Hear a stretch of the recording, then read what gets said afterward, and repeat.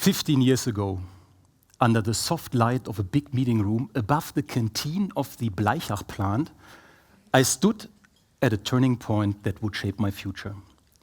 Back then, I was a young manufacturing engineer and my ambitions almost as big as the Allgäu Mountains. I had been invited to a tough 3-day leadership assessment center meant to select candidates for Bosch's first talent pool.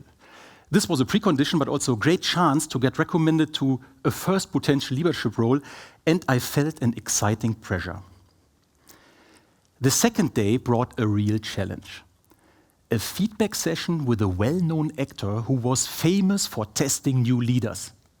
He played the role of the very difficult associate, a super self-confident, highly experienced, stormy man there to test my limits. With hardly any leadership experience, my plan was rather simple: be real, be friendly, and listen to understand. We sat opposite each other, and he started immediately to complain. The project is bad, all the colleagues are lazy, and by the way, you always give me the wrong tasks. I felt some sweat running down my neck, but I listened closely, trying to understand his frustrations. He even tried to provoke me, but I stayed calm, and surprisingly, the conversation went well and ended with a mutual respect and the solution that felt somewhat right. However, the feedback of the observers was unexpected and harsh. The most senior one said coldly and firmly, "Mr. Irawan, if you keep using this people-oriented and positive leadership style, I guarantee you won't get far in your career within Bosch." These words were shocking. But as the room stayed quiet, something inside me lit up. I stood up, my voice steady and strong. If you want me to change my leadership style towards more command and control, then I don't want to be in your talent pool, and I don't want to be a leader in Bosch at all. The room went silent. The lead interviewer looked puzzled at me and asked, "Mr. Irawan, what exactly do you mean by that?" Now, with everyone looking at me, I gathered all my courage and responded already a little bit aggressively. "I mean exactly what I said. And by the way, do not confuse friendliness with weakness." A few days later, my former boss approached me with a smile and repeated the feedback he got from the actor. The actor told him, "You know, I've played this role now for many, many years, and I saw a lot of candidates. But this guy was one of the very few ones tried to listen and understand first and not behaving bossy or acting in an authoritarian way. At the end, his behavior changed the way I acted too." That moment of support was a turning point. And for the next 10 years, I showed not only to Bosch, but to myself that I don't need to copy any authoritarian leadership style to be successful, but staying true to my own style led at the end to real long-lasting relationships and success on the long run. Times have changed. Today, the business world even values diverse leadership styles, maybe more than ever. By staying true to my values, be myself, and always try to lead with maximum authenticity, I really try to contribute to a cultural shift. Early on, I had to prove that I can be successful despite this people-oriented and positive leadership style. Today, success comes from even embracing these differences, and therefore, I'm more committed than ever to develop diverse talents.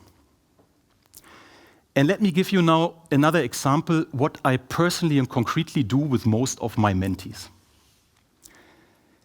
Several years ago, I visited a region and got a sudden request from a young female senior manager for a kind of skip level meeting. And even though my calendar was quite full, I was curious to understand why she wanted to talk to me directly. I remember very well the moment when she entered the meeting room.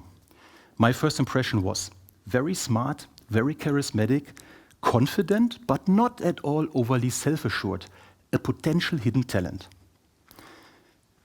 She came straight to the point. "Hi, Thomas, I'm a local project manager and I have an idea how to contribute even more from the region to the global business unit success, But unfortunately, the German headquarters are quite resistant to my idea, which is the following. During that short pitch, I saw a potential. I was not so much impressed about the topic itself, but I was impressed about the way she looked to the topic from a different perspective, in combination with the energy and willingness to push it through the organization, even against obstacles, for the greater good of the business unit. A few weeks later, I gave her a call with a rather unusual request. Hi, I would like to apply to become your mentor. A few seconds silence, so she was surprised and answered quickly on the draw, okay, I will accept you as my mentor. So we agreed then on scheduling a first real mentor-mentee discussion, and I gave her a task to prepare.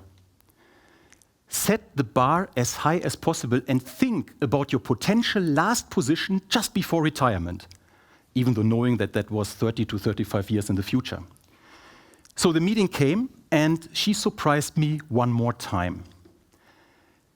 She thoughtfully said, without any trace of arrogance, you told me to aim high, so why not ending my career as the first foreign female member of the Bosch Board of Management? So I paused because I did not expecting that, but I understood it immediately the right way. It was not an exaggeration, but a personal goal for her to advance just as far as possible. We then had a very good in-depth discussion working backward from her potential last position before retirement to the next step, talked about development needs, missing skills, and incorporated everything into a rough development plan. And I enjoyed most discussing with her different professional and personal background, her different cultural experiences, and also her non-stereotypical career path so far. Today, I can only say I'm quite proud to see her progressing so well towards executive level, and I'm just happy and continuously to support her. Over the past 15 years, I've experienced now several fruitful, long-lasting mentor-mentee relationships and similar stories, not only with my own mentees, but also with my own mentors. And I've discovered 3 key actions everyone, not only leaders, can take to develop diverse talents. First and foremost, you need to value diversity. Embracing different cultural and personal approaches to leadership styles enriches our organization. Secondly, you need to focus on potential. You need to look beyond the current performance and consider each individual growth potential. But the last one is the most important for me. You need to believe in people. When I was a 12-year-old Taekwondo student, just the day before my important blue belt test, I did not believe in my abilities to cut a wooden board with my bare hand. But my old Taekwondo master told me, I know you can do it. If you perform the technique exactly as we trained it, the board will break. He knew about my abilities, even though I was not sure.